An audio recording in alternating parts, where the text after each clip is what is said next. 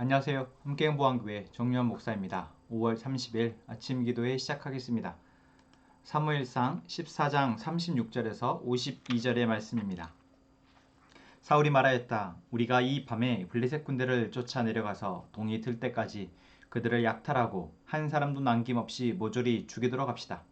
그들이 대답하였다. 임금님이 좋으시다면 그대로 하시기 바랍니다. 그러자 제사장이 사울에게 말하였다. 우리가 먼저 하나님께 나아가 여쭈어 보아야 합니다. 그래서 사울이 하나님께 여쭈었다. 내가 블레셋 사람을 뒤쫓아 내려가도 되겠습니까? 주님께서 그들을 우리 이스라엘의 손에 넘겨주시겠습니까? 그러나 하나님은 그날 사울에게 아무 대답도 하지 않으셨다. 그러자 사울이 이렇게 말하였다. 주님께서 우리에게 응답하지 않으시니 군지휘관은 모두 앞으로 나오시오. 오늘 이 허물이 누구에게 있는지 알아보겠소. 이스라엘을 구원하신 주님의 살아계심을 두고 맹세합니다. 허물이 나의 아들 요나단에게 있다고 하더라도 그는 반드시 죽을 것입니다. 그러나 군인들 가운데 어느 한 사람도 감히 그에게 대답하는 사람이 없었다. 사울은 온 이스라엘 군인에게 계속해서 말하였다. 귀관들은 모두 이쪽에 서시오. 나와 나의 아들 요나단은 저쪽에 서겠소. 군인들이 모두 사울에게 임금님이 좋으시다면 그대로 하시기 바랍니다 하고 대답하였다. 사울이 주 이스라엘의 하나님께 아뢰었다. 오늘 저에게 응답하지 않으시니 웬일이십니까? 주 이스라엘의 하나님, 그 허물이 저에게나 저의 자식 요나단에게 있다면 우림이 나오게 하시고 그 허물이 주님의 백성 이스라엘에게 있다면 둠밈이 나오게 해 하십시오. 그러자 요나단과 사울이 걸리고 백성들의 혐의는 벗겨졌다. 사울이 말하였다. 제비를 뽑아서 나와 나의 아들 요나단 가운데서 누가 죄인인지를 가려 내시오. 그러자 요나단이 걸렸다. 사울이 요나단에게 물었다. 내가 무슨 일을 하였는지 나에게 말하여라. 요나단이 그에게 대답하였다. 손에 들고 있던 막대기 끝으로 꿀을 찍어서 조금 맛보았습니다. 죽을 각오를 하고 있습니다. 사울이 선언하였다.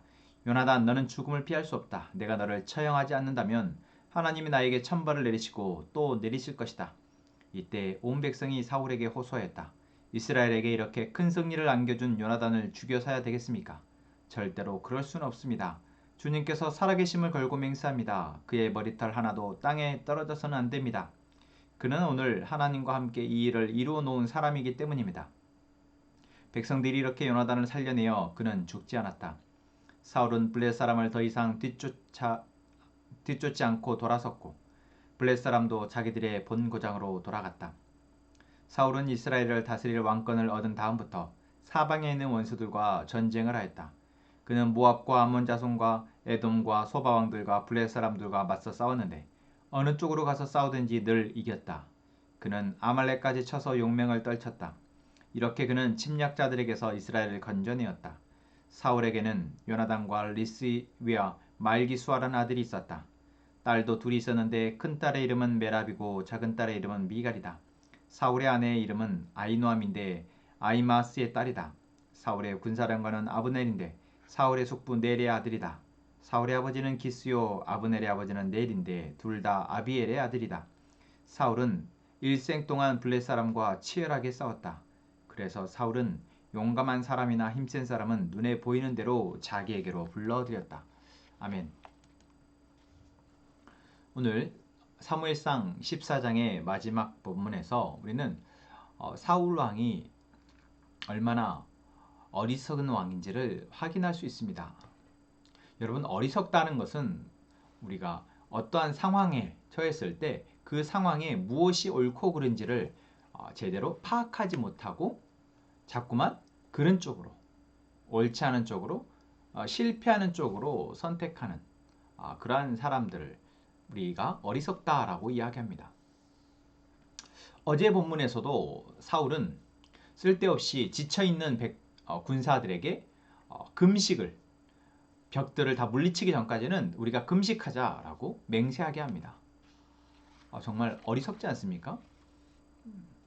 마치 그것이 하나님에게 잘 보여서 그 하나님으로 하여금 승리하게 한다든지 또는 이 각오를 다져서 정말 이 전쟁을 빨리 끝내게 한다든지 어떤 그 목적은 있었겠지만 사울에게 사실 그 상황에 필요한 약속이나 맹세나 각오가 아니었다라는 것이죠.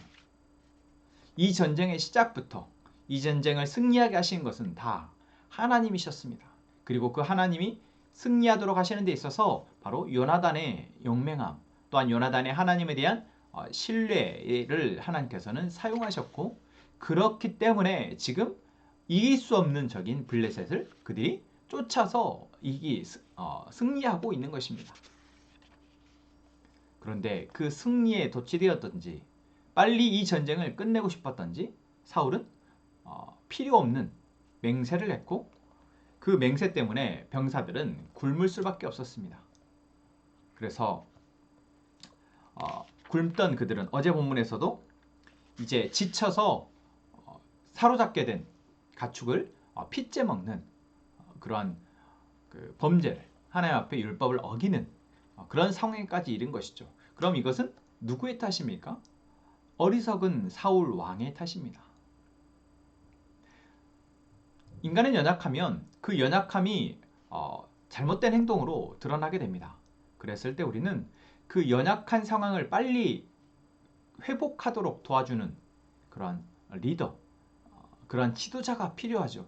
그것이 바로 사회의 조직이며 시스템입니다. 그래서 도둑질하지 않도록, 강도짓을 하지 않도록 안정적인 사회를 만드는 것, 그게 바로 왕의 역할인 것이죠. 그런데 오히려 사울은 그 상황에서 헛된 맹세를 했고, 그 맹세를 때문에 백성들이 죄를 짓게 되는 것입니다. 오늘 본문은 거기에 이어서 이제 사울이 밤이 새도록 블레셋을 우리가 약탈을 하고 빨리 죽입시다, 이제 이 전쟁을 빨리 끝내십시다 라고 다시 한번 이제 각오를 다집니다. 그랬을 때 이제 제사장이 그러면 하나님께서 이 전쟁을 어떻게 생각하시는지 한번 물어봅시다 라고 이야기하죠. 그런데 오늘 사울이 하나님께 여쭈었을 때 하나님은 아무 대답도 하지 않으셨다라고 오늘 본문 37절은 이야기하고 있습니다. 아무 대답도 하지 않으셨다. 하나님은 이 사울에게 하실 말씀이 참 많으시겠지만 사울은 들을 상황이 아닌 것입니다. 그래서 전쟁에 우리가 계속해서 나아가서 싸워도 되겠습니까? 뒤쫓아 내려가도 되겠습니까? 라고 사울이 물었을 때 하나님은 그 질문에는 하실 말씀이 없으셨던 것이죠. 그런데 사울은 하나님의 응답하시지 않음에 대해서 또 자기만의 판단을 내리고, 이것은 누군가가 지금 우리 안에서 범죄하였기 때문에 하나님이 지금 그것이 괘씸해서 하나님이 대답하지 않으신 것이다 라고 스스로 판단을 내리고, 이제 그 범인을 찾기 위해서 우림과 둠밈, 제사장에게 있었던 하나님의 이 뜻을 묻는 우림과 둠밈을 사용하였고, 그리고 또 제비뽑기를 사용하여서 결국 요나단이 걸려들게 됩니다. 우리는 여기에서 오해하지 말았으면 좋겠는 것은 요나단의 잘못을 하나님께서 드러나게 하신 것이 아니다라는 것입니다. 여러분 보십시오. 우림과 둠밈은 두 가지입니다. 그래서 둘 중에 하나를 선택하게 될 때 이 둘 중에 하나는 하나님의 뜻을 드러내실 수도 있지만, 사실 만약에 하나님이 침묵하신다면 그 침묵의 순간 인간은 둘 중에 하나를 결국 자기의 하나님의 뜻이라고 받들게 되죠. 그래서 사울과 요나단을 한편 우림으로, 그리고 백성들을 한편으로 뒀을 때 사울과 요나단이 먼저 우림으로 뽑혔고, 그리고 또 사울과 요나단 둘 중에 제비를 뽑아서 요나단이 뽑힌 것입니다. 이것은 하나님이 드러나게 하신 것이 아니고, 하나님이 요나단이 죄를 지었다라고 드러내신 것이 아니고, 그저 우리가 흔히 말하는 그냥 운으로 요나단이 제비가 뽑혀진 것입니다. 4분의 1의 확률인 것이죠. 여러분, 이때 요나단이 뽑힌 것을 두고 사울은 뭐라고 말합니까? 내가 비록 내 아들일지라도 반드시 요나단을 죽음에 이르게 하겠다 라고 이야기합니다. 요나단의 죄가 무엇이었습니까? 블레셋과의 전쟁으로 인해서 너무 허기가 져서 왔더니 꿀이 있길래 그 꿀을 막대기에 찍어서 한 입 맛보았을 뿐입니다. 그러나 그것도 아버지가 먹지 말라고 했다라는 이야기를 듣고 바로 안타까워하면서 먹지 않습니다. 우리는 살면서 사실 많은 실수를 하고 잘못을 합니다. 그리고 그 잘못이 때로는 하나님의 법에 어긋날 수도 있습니다. 그러면 우리는 그때마다 하나님 우리를 어떻게 하십니까? 만약에 하나님이 율법에 나온 대로 모두 다 징계하시고 죽이셨다면 살아남을 사람은 아무도 없었겠죠. 그런데 하나님은 우리를 죽이시기 위해서 우리에게 나타나셨고 우리에게 말씀하신 것이 아닙니다. 우리가 하나님 안에서 하나님을 온전히 믿고 신뢰함으로 행복하기 위해서 하나님이 우리를 부르셨고 우리를 인도하고 계시다라는 것. 그런데 오늘 사울은 어떻습니까? 이 전쟁에서 승리해야 한다라는 자기 안에 명확한 목표를 두고 그것을 위해서 자꾸만 자기 나름의 계획을 하나님의 뜻으로 단정을 내리고 사람들로 하여금 그것을 강요하며 결국 고통스럽게 만들고 있습니다. 그리고 결국 자기 아들까지도 죽이겠다라고 하게 되어집니다. 여러분 이것이 우리 안에 있었을 수 있는 일입니다. 저 역시도 공동체 안에 지도자로서 또는 한 가정의 지도자로서 내가 이것은 이래야 돼 라고 기준을 세워놓고 모든 사람들은 여기에 맞춰야 됩니다. 이것을 따르지 않는다면 다 불순종이고 이제 당신들은 다 죄인입니다 라고 만약에 정의를 내린다면 여러분 그것을 막을 사람이 있을까요? 오늘 본문에서도 사울 왕이 그렇게 결정하고 다 했을 때 백성들은 어떻게 합니까? 그렇게 하십시오 라고 얘기합니다. 그대로 임금님이 좋으시다면 그대로 하시기 바랍니다 라고 하나님의 뜻을 묻는 사울 왕의 행동에 대해서 그대로 옳다라고 여겨줍니다. 이것은 방관입니다. 더군다나 왕이기 때문에 왕의 말에 쉽게 태클을 걸 수 없다라는 것이죠. 그런데 요나단이 죽음에 처하게 되자 결국 이스라엘의 지도자들은 왕의 그 결정에 대해서 자기의 목숨으로 막고 결국 요나단의 죽음을 막습니다. 여러분 우리가 하나님의 인도하심을 통해서 삶을 살아갈 때 그 인도하심에는 반드시 잘 분별함이 필요합니다. 그리고 그 분별함을 위해서 사실 우리에게는 좀 더 하나님의 뜻을 잘 분별할 수 있는 지도자가 필요하고 그 지도자를 통해서 우리가 잘 인도함 받는 것이 필요하죠. 그런데 지도자도 그렇고 또한 우리 한 개개인도 그렇고 우리가 하나님의 뜻을 분별할 때 정말 주의해야 될 것은 내 뜻을 혹시 하나님의 뜻으로 내가 이미 답을 정해놓고 거기에 하나님의 뜻을 맞추고 있지는 않는지 우리는 엄히 살펴봐야 한다라는 것입니다. 그리고 나의 뜻을 내가 관찰하려 할 때 주변에 있는 사람들이 다 좋습니다. 좋습니다. 그렇게 하시죠 라고 말할 때 그것이 정말 좋아서가 아니다라는 것. 다시 한번 또 살피고 정말 이것이 하나님의 우리를 다스림에 있어서 이것이 올바른 하나님의 뜻에 합당한지를 묻고 나를 먼저 돌아볼 수 있는 이것이 혹시 내 욕심이나 내 뜻이 아닌지 묻고 돌아볼 수 있는 저희가 되어야 할 것입니다. 그것이 많은 책임을 맡은 왕과 또는 지도자의 역할이라면 그 위치에서라면 더더욱 그래야 한다라는 것이죠. 여러분 오늘 본문의 마지막 47절부터 52절까지는 사울 왕의 업적에 대해서 기록하고 있습니다. 그런데 여러분 여기에서 사울 왕이 오랜 기간 40년 이상의 재위 기간 동안 참 많은 전쟁에서 승리하였다라는 것을 우리는 보게 됩니다.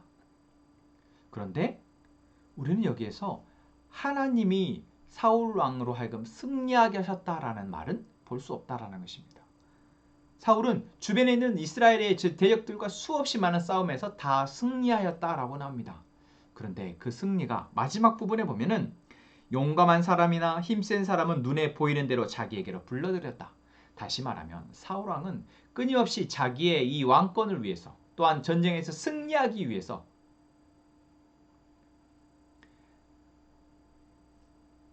하나님을 의지하기보다 하나님의 뜻을 묻고 그 하나님의 뜻에 따라 다스리기보다 인간적인 힘을 계속해서 믿고 의지하며 그것을 키워나갔다라는 것입니다. 오늘 14장에서 사울 왕이 보여주는 것처럼 여러분, 우리에게도 이러한 모습이 있습니다. 오늘 우리의 본문을 통해서 우리에게 그러한 모습을 하나님께서 포기하시길 원합니다.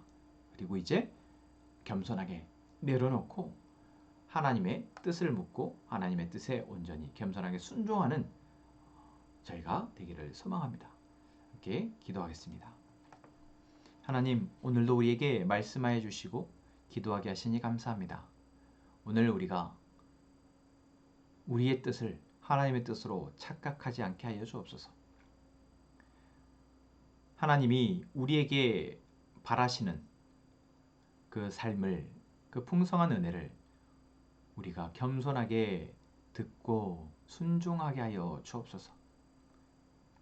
함께 행복한 공동체에 속해 있는 모든 가정이 그러한 은혜를 누리게 하시고 또한 말씀으로 매주 우리에게, 매일 우리에게 부여되는 그 풍성한 은혜를 누릴 수 있도록, 그래서 그것이 우리의 풍성한 삶으로 이어질 수 있도록 주님 인도하여 주옵소서.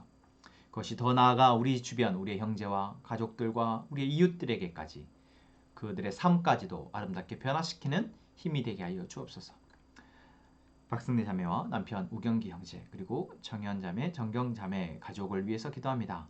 하나님, 이 가족의 주인이 되어 주옵소서. 이 가정에 하나님 역사하시고 하나님의 존재가, 하나님의 능력이 드러나게 하셔서 겸손히 무릎 꿇고 그 은혜에 누리는 귀한 가족 되게 하여 주옵소서. 하나님, 우리 가족들 이 시간 입술을 열어 마음을 다해 하나님 앞에 간구할 때 그 간구를 들으시고 하나님의 뜻을 이루어 주옵소서. 예수님의 이름으로 기도합니다. 아멘.